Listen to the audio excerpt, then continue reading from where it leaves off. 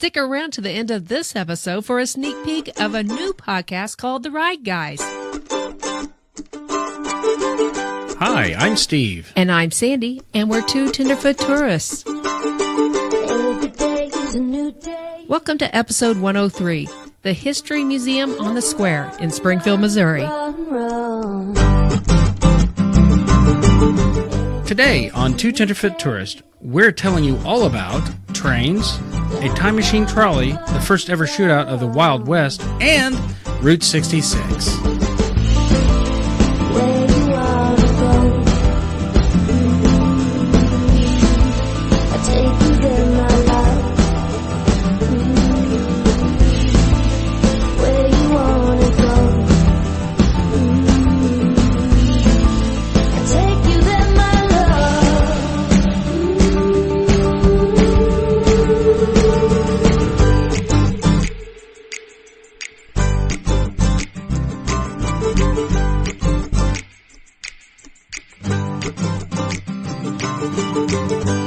First things first on this episode, we need to have a little correction. We made an error on calling a certain structure or a certain building the wrong name. Okay. Last episode, we called the new museum in Springfield, we called it the Springfield History Museum. The actual title is the History Museum on the Square. Right. Because it's on the square. Right. It does mainly talk about, well, it does. It talks about Springfield history, but it's called the History Museum on the Square, and it happens to be in Springfield, Missouri. There you go.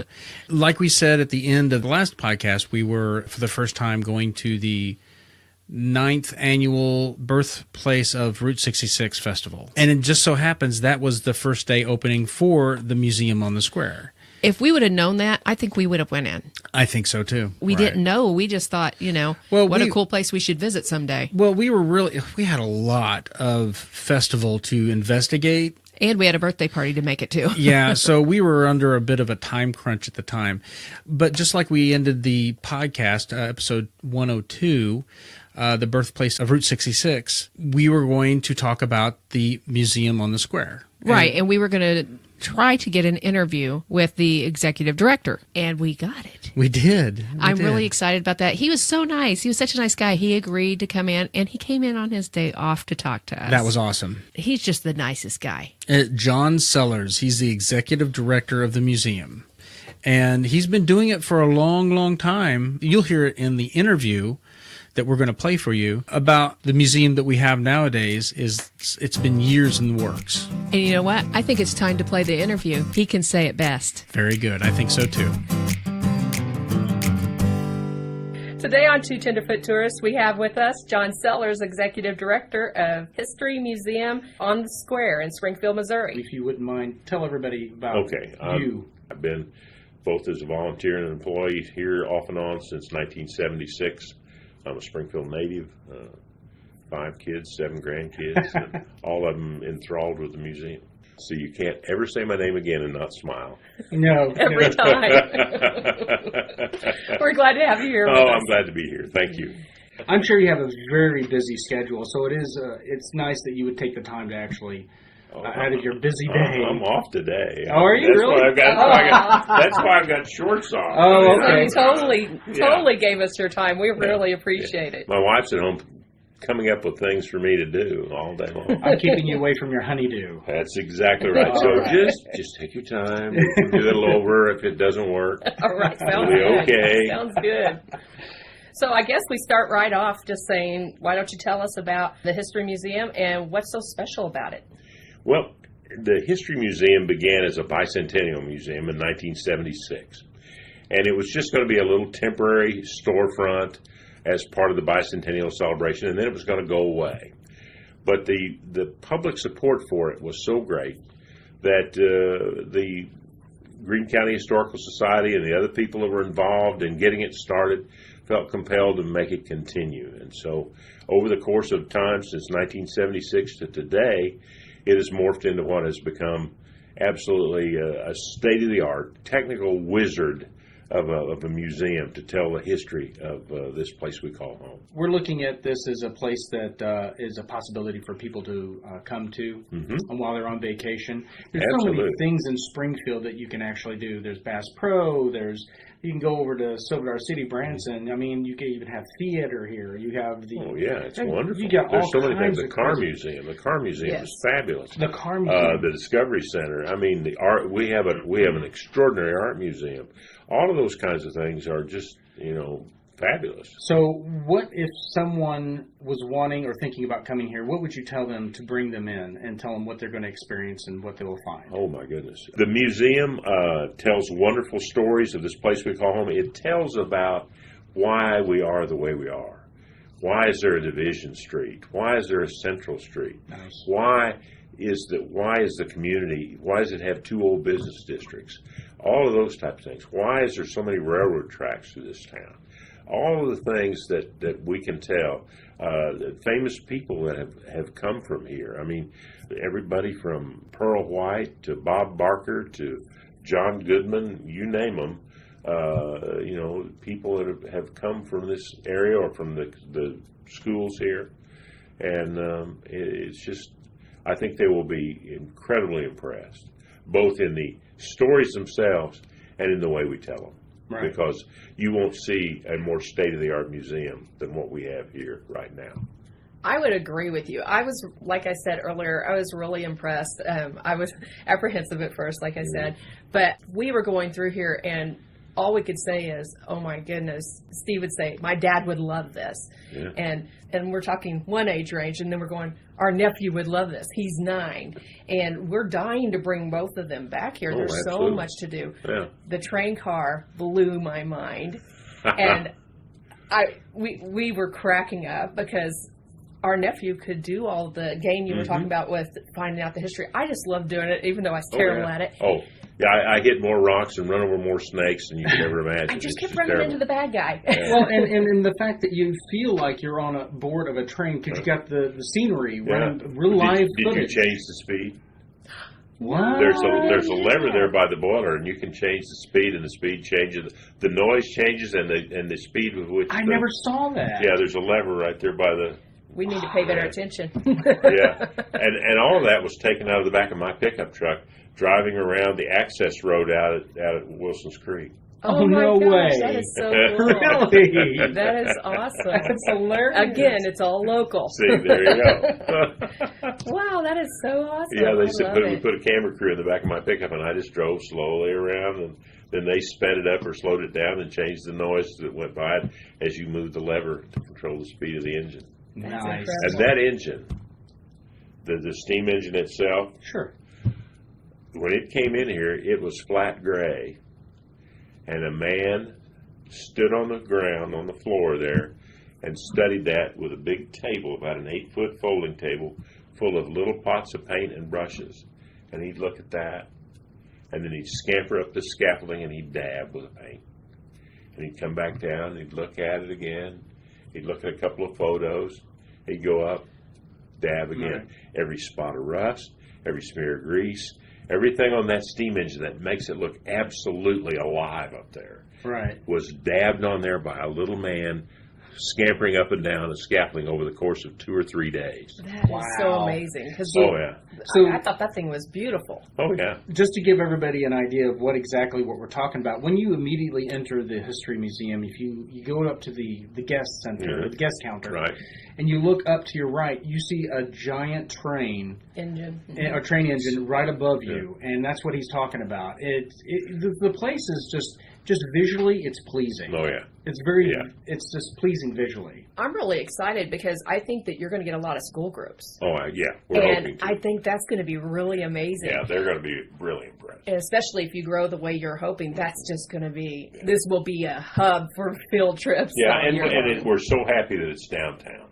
Yes. That was one of our commitments, was that we were going to have it where this all started. This 50 acres right here is what John Poe Campbell donated to the city to start it.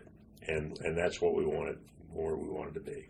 I know we walked through and we looked around and we were just blown away. I honestly, when Steve suggested coming, I was like, okay, because I we had read online, actually watched a video that was just 3 weeks before your opening. Right.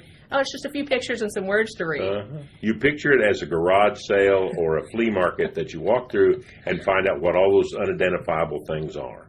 But this is so much more. There's interactives. There's things that tell stories in ways that people here have never seen. I mean, you go and you play a video game, and all during that video game, you're learning about travel from St. Louis to Springfield in different eras and what was involved in that, and or whatever it might be, or you're traveling through time in a streetcar to find out about things that don't require a full exhibit or a full panoply of items, but just a great story like the Cobras scare of 1953, or Bonnie and Clyde kidnapping a police officer from down by the Shrine Mosque and taking him to Joplin. Things like that people would never know if they didn't come and experience it here in our museum. It's funny that you mentioned something like that, because one of our questions was going to be, are there any surprises? Oh, everywhere, everywhere. When you walk in and you're greeted at the front door, right to your left is a wonderful touch table. It's a big screen that looks like a air hockey or something, and you go over and you touch a dot on it, and a picture comes up of a location back in time. And we hired a professional photographer, and he went and took pictures from exactly the same perspective of that location. So you can slide your hand over that photo and see what it looked like today, well, what it looks like today, and what it looked like back in time. And there's a little story at the bottom that tells about it. And if somebody across the table from you says, "Hey, let me see that one," you just slide your hand on the TV screen, and it slides across and turns to them. We actually did play around with that, and I was so impressed when I watched Steve reach over and turn it to be right side up for us. That was incredible. I felt like Tony Stark for just a few minutes. Oh, yeah, yeah. It's amazing. Just the technology involved in it is just extraordinary. Tell us about the technology that you have incorporated in the actual museum. It is fascinating. It's good for children and also adults, just because of the fact that it's so interactive and it's so engaging, and you learn so much. Oh, yeah, it's amazing. I really liked your the trolley. Oh, the time machine. Yeah, the time machine trolley was very fascinating. I love that, especially when you got the lights going on and everything. And the windows, you notice the windows go opaque. You can't see out anymore. Exactly. I love that. I mean, it was so incredible. I could have spent a lot longer in there. I'm pretty sure our 9-year-old nephew could have worked it better than we did. Oh, yeah. It's very sensitive. Yes, it's very sensitive.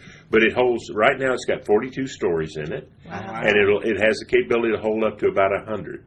So we'll keep adding stories to it as time goes on. And that's the wonderful thing about this. It's not static. Everything in it is adaptable and changeable, and we can tell new stories. And we used, even though we used technology from places like Boston, Richard Lewis Media Group did all the videos and all the audio, and then the Gallagher and Associates, who was our design team out of Washington D.C., and then locally here we had Casey and Associates Architects and Kenmar building the infill. But all of these different companies that worked with us have made this thing so flexible, so wonderful that we can move those stories and tell different things. But we used all local talent, so all the voices you hear, all the narrations, all the actors are people from here in Springfield. Yeah, tell me, did we hear Tom Turton? You did? I did. I did. Yeah. Tom and Joy were both narrated different things. Tom did the narration in Wobble Hickok, and then Joy did the narration in Route 66. And so they both came over the other day and toured through and heard their voices on there. Nice. But yeah, a lot of different people, a lot of different actors and voice people. That's really fun when you grow up around here also to go hear familiar voices. That's nice. Yeah, I like that. Yeah. Okay, as we walk through, one of the things that I found so fascinating, you have a chronological flow to your museum. When you come in through the entrance, it starts with the early days of Native Americans, and then it just progresses on up into Route 66, I believe. 66, yeah. Mm-hmm. What inspired you to do it that way? We had in our original museum had been chronological, and it was very popular, and people get a good feel for it that way. They enjoy traveling through. Also, it pulls people through the whole museum to see what we find are our two most popular galleries, which is Wild Bill Hickok and Route 66. So there at the end of the trail, that's where you end up with most of your travelers coming in. It's funny because when we went through, I had forgotten about Wild Bill. I had forgotten all about that. And then we hit that section, and it was overwhelming. It was so interesting. And then you had hands-on there also. Oh, yeah. Which, by the way, we were terrible at. You couldn't be anywhere. I've walked in there, and there's like bullet holes in the courthouse. There's stuff all over the place. It's so funny. It's bad. It's a lot of fun. And we did it several times because we got lucky. There wasn't a lot of people. But to realize how big and how bulky and how heavy that weapon is, because it's the actual weight and size. Okay, that was one of my questions. How accurate was the? That is an accurate, absolute accurate replica, weight, size, and everything. So describe to our listeners what exactly we're talking about, because I don't think we did. In 1863, Wild Bill Hickok first came here to Springfield. And worked for the provost marshal as one of the security people here in Springfield when Springfield was under martial law during the Civil War. And then he returned at the end of the Civil War because he kind of liked the place. It was out on the fringes of the West, and it was really rough and tumble. And he gambled and drank and just caroused, and he got in with a group of people, and some of them were Southern, some of them were Union. And one of the Southern people who had followed a career path that was almost exactly Hickok's, but on the other side of the conflict, named Davis Tutt, they became friends, and then they had a falling out. There was an argument over a gambling debt. Tutt took Hickok's watch and said, "I'm going to keep this watch as collateral for the debt." And Hickok says, "Fine, but don't let me see you wearing my watch." And Tutt sent a word to Hickok that he was going to be wearing the watch onto the square. And so the very first gunfight in the Old West, the very first man-on-man, pull your gun and shoot gunfight happened on our square in July of 1865 between Davis Tutt and Wild Bill Hickok. Hickok came into the square from South Street.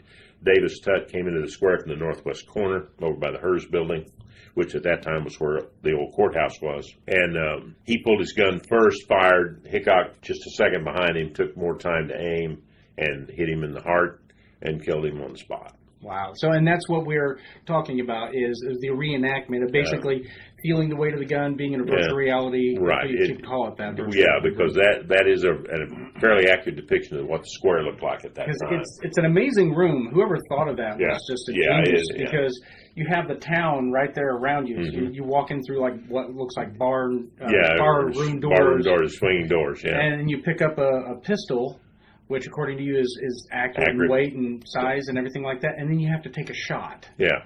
And see if you can see how close you are to being, Wild Bill. Yeah.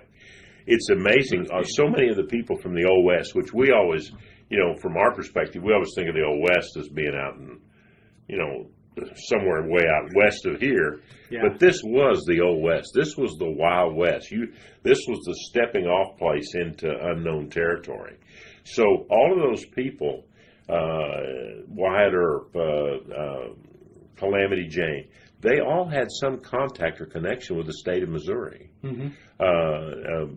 The one that is amazing to me is that Wyatt Earp began his law enforcement career as a marshal of Lamar, Missouri. Wow. Really? And he took the job from his father, who had retired in Lamar, Missouri. And you don't think of Wyatt, you think of Wyatt Earp, you think Tombstone, you think the Southwest. Yeah. But he started doing what he did in Lamar. Wow. I mean, and those kinds of little gee whiz things, you've got to go through there and push those buttons and hear those narrations and find out about them. That is amazing. It's really incredible, yeah. What does the future of History Museum on the Square look like? Over the course of time, our hope is that we are able to acquire the one last building in this northeast corner of the square. We have the Fox Theater, and then we have these two buildings that are connected together to make the current museum. We get that other building, and we'll be able to connect all the way across.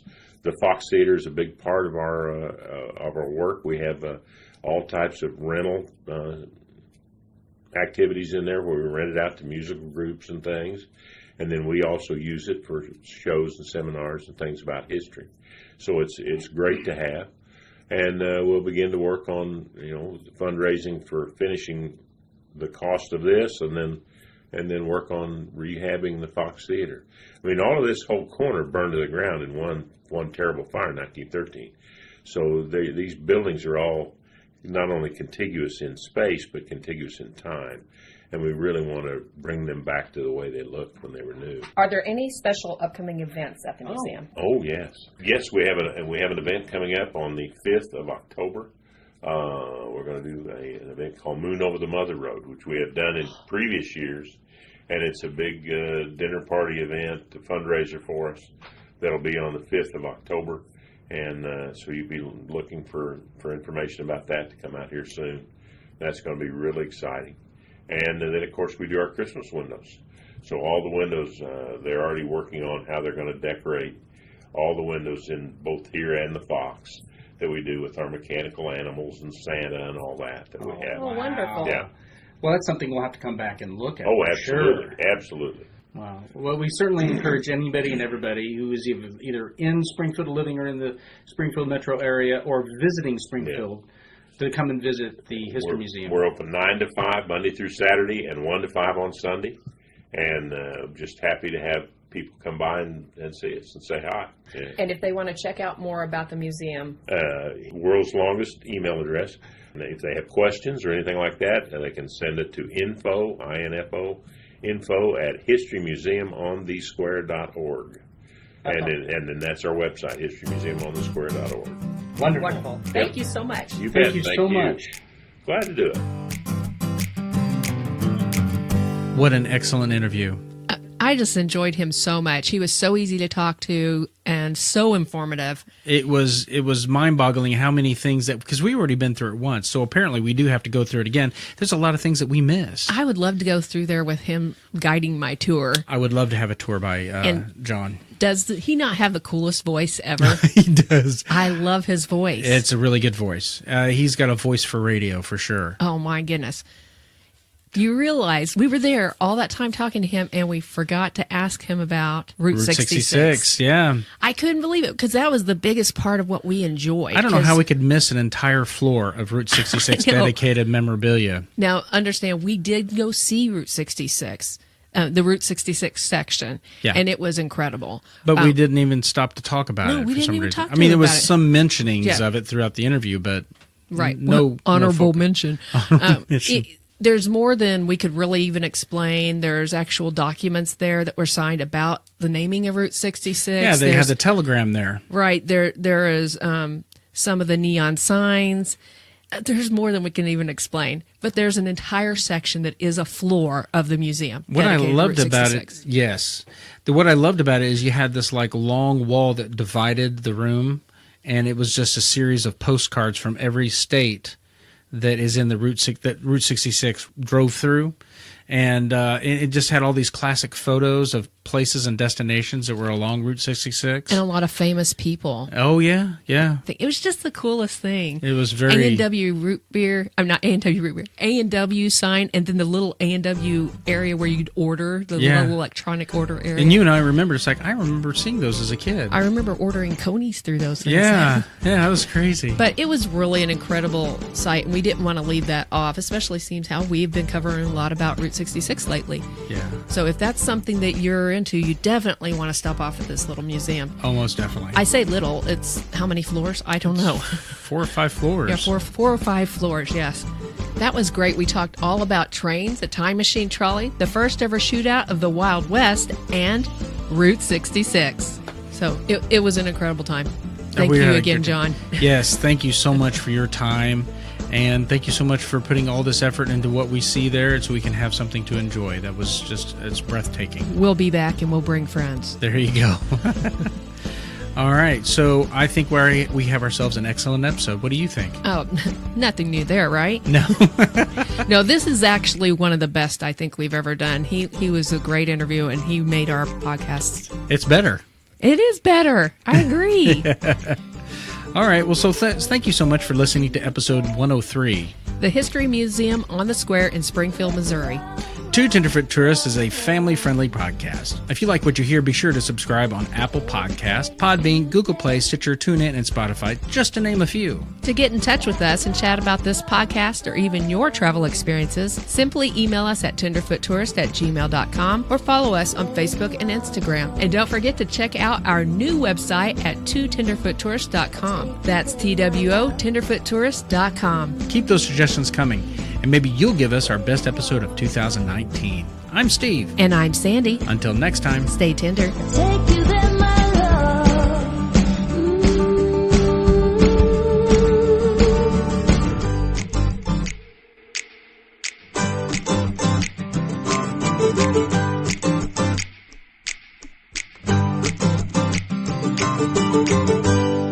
Now for a short clip from a new Tenderfoot Tourist podcast, The Ride Guys. They're some of the biggest, fastest, most thrilling forms of entertainment in the world. Spanning over the centuries, they've evolved from mine carts careening down a mountainside and passengers grasping on for dear life to some of the most mind-blowing technological constructions pushing the limits of adrenaline and physics. What are we talking about? Roller coasters. We're the Ride Guys.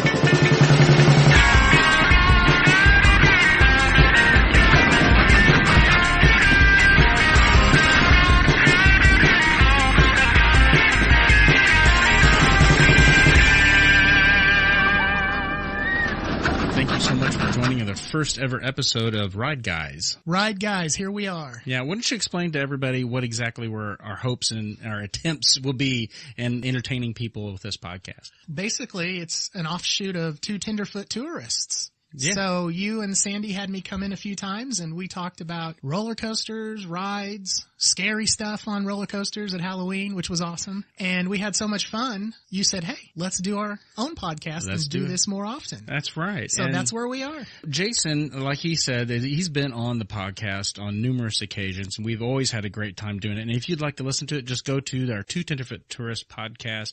You can find that at twotenderfoottourist.com, on Facebook, on Podbean, Apple, Spotify, everywhere, and just find the ones that even talk about a roller coaster, right. And Jason will be in there. So you kind of get an idea of what, and Jason is a roller coaster enthusiast, and you've been riding roller coasters since you could walk.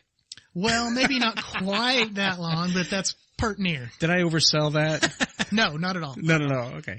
I mean, you're the kind of person, you have the mindset is like, I love roller coasters. I'm going to learn everything I possibly can about that roller coaster and all roller coasters, who made it, the people that were involved, the companies, everything about it, right?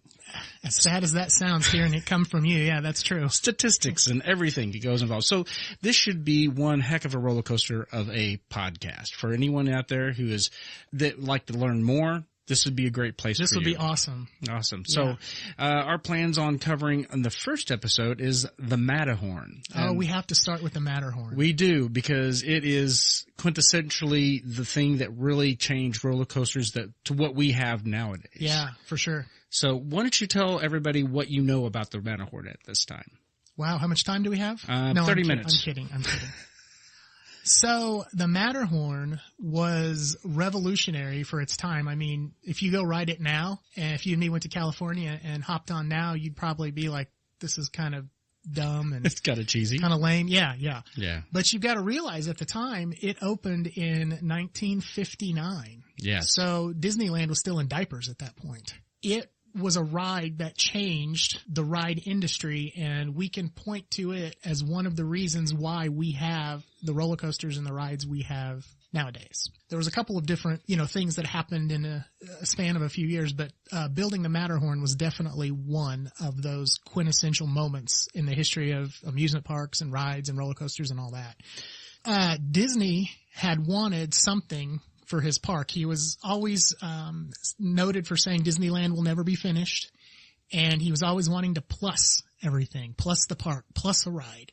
So he never wanted to be satisfied and think, okay, we finally got it all here, we're done. He wanted Disneyland to always be a work in progress and adding and trying new things, and we've seen what it's blown up into these days. Okay, so the inspiration behind the Matterhorn was based on a movie, correct? Yeah. Third Man on the... I was trying to think of third. I knew Man on the Mountain. It was Third Man on the Mountain. Correct. Yeah. So, and then Disney had also, I believe, if I'm remembering right, made a trip over to Europe.